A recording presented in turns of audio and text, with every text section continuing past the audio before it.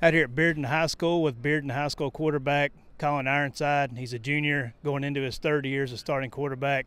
Collin, you said off camera you had a wrist injury. You're back now. Just how's your health?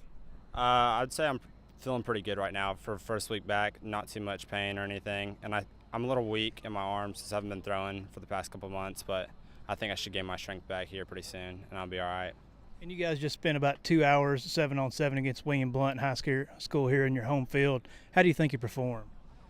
I felt pretty good. Still a little weak in my arm, but I felt like my accuracy it's coming back. Like I feel like this is probably the best I've thrown this week, so it's coming back to me, and I hope to even perform better at Maryville College Saturday.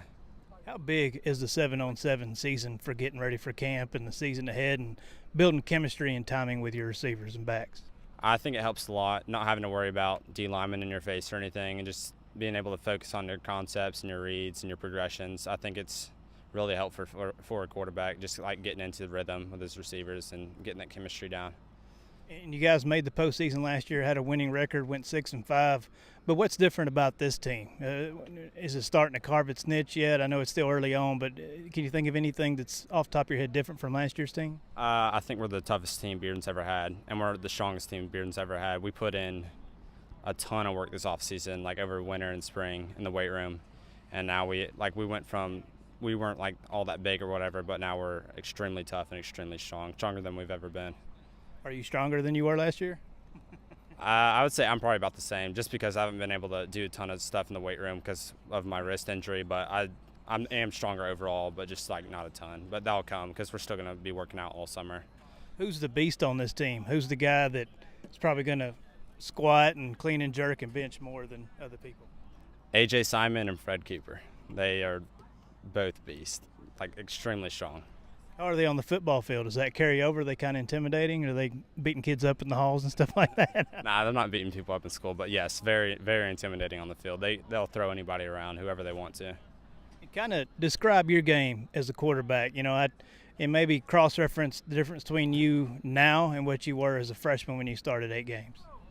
I would say I'm definitely more comfortable in the backfield.